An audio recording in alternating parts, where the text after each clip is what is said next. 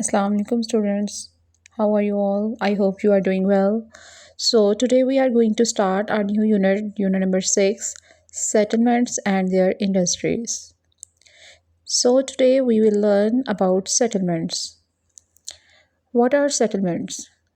Settlement means a place where people come to live and build homes. A settlement is a place where people live. Settlements can be very small or very large. Some settlements have only one house, homes for 50 or more people, such as a goth. What is the meaning of goth? Goth means a small village or settlement. Thirdly, homes for hundreds of people, such as a village.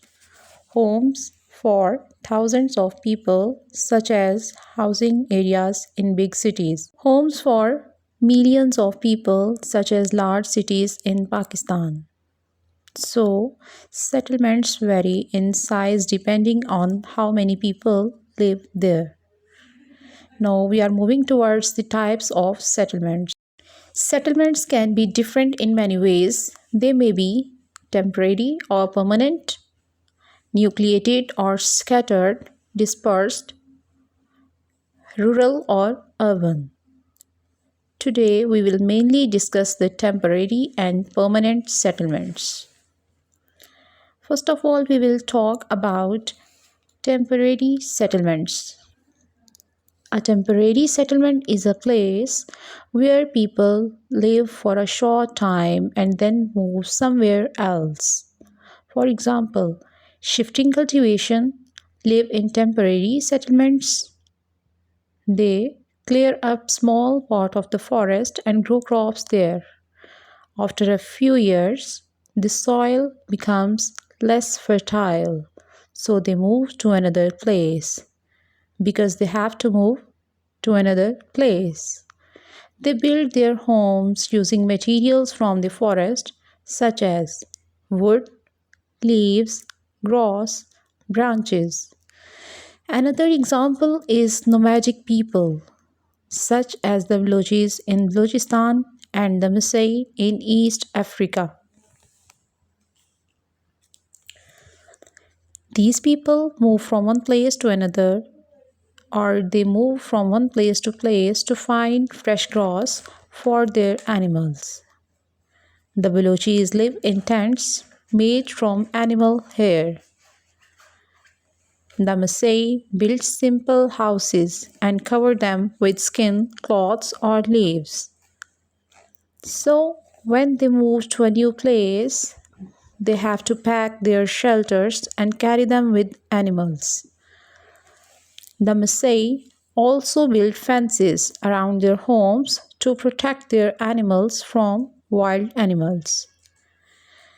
This was the temporary settlement. Now we are going towards permanent settlements.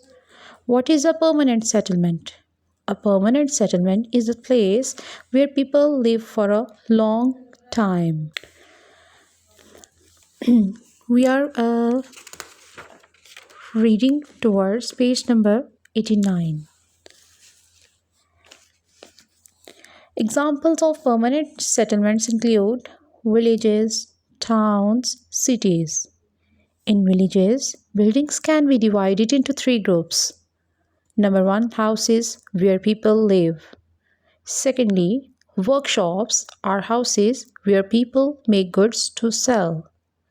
Thirdly, service buildings such as mosques, schools, shops. Most villages are self sufficient, meaning people can find most things they need there.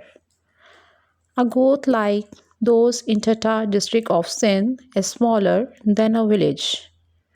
People in a goth usually go to the village to buy goods or services.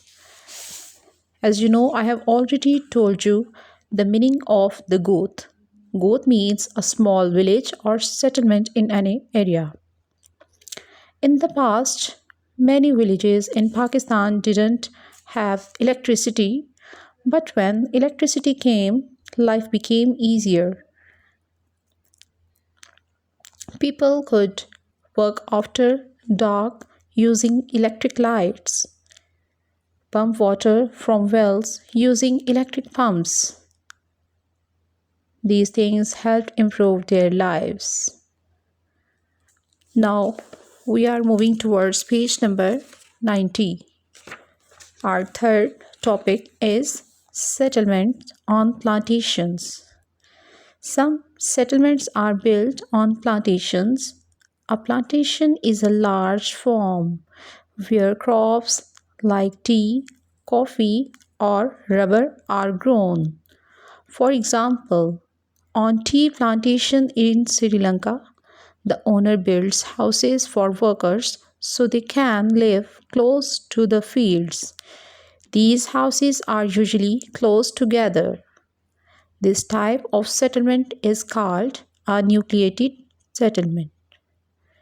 It is easier for the owner to provide electricity, give instructions to the workers, manage the plantation work. So, we have differentiated between temporary and permanent settlement, and then we read about nucleated settlements. Now, we are moving towards the conclusion that we have read today. What we have learned today. So today we have learned about the settlements are places where people live. They can be small or large. Some are temporary, where people move often. Some are permanent, where people live for many years. Settlements can also be found on plantation, where workers live close to their workplace. I hope you will understand this topic easily. Students, we are going to start skill book related to the pages we have already discussed. Have a look at page number 43.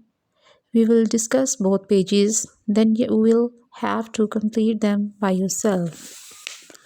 First of all, part A. Look for 5 words hidden in the diagram that mean a settlement. Part B. Draw a line through each of the words when you have found it. The words may be horizontal, vertical, or diagonal. The 5 hidden words are goat, village, town, city, hamlet. You have to point out these words. Now we are going to start part number C. Part C. Write one word on each line in the following paragraph. Industries vary in size. A workshop in a village in Sindh may have only a few workers.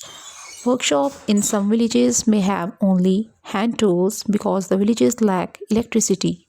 The village workshops use a smaller amount of raw materials than the processing factories on plantation. The output from the factories is greater than from the village workshops. Now part D. Cross out the wrong words. First you have to read the statements and then cross out the words. Overseas countries import or export most of the output from the plantation.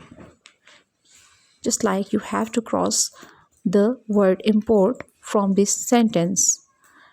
You have to complete remaining 3 sentences. You have to cross out the remaining sentences. Now we are going to start page number 44. This is an unfinished line sketch of the given photo. Part A. Use the photo to add more details to the line sketch. Add details to the line sketch using the photo as a guide. Observe the photo carefully to see details such as the shape of the hills, the arrangements of the tea bushes, the houses, and the electricity wires. Use your pencil to draw these details onto the unfinished line sketch to make it look similar to the photo. Part B. Color the line sketch. Color the line sketch appropriately. Use appropriate colors to fill in this sketch. The tea bushes should be green. The houses might have dark roofs, the sky blue, and the ground brown or green depending on the area. Part C. Add these labels to the correct places on the line sketch. Label the specified features on the line sketch. Draw lines or use pointers to indicate the location of the manager's house, the clustered workers' houses, nucleated settlements, the visible electricity wires, the extensive tea bushes covering the hillsides, and any small vegetable gardens near the houses. Part D. Add this heading on the lines by the sketch. Write the heading part of a settlement on a tea plantation in Sri Lanka on the lines. Write the full headings as provided in the instructions in the designated space next to the sketch. Question number 2. List 2 other buildings that are not shown on the photo but which are likely to be on plantation. These two are factory and school. A large tea plantation is a significant commercial operation and community.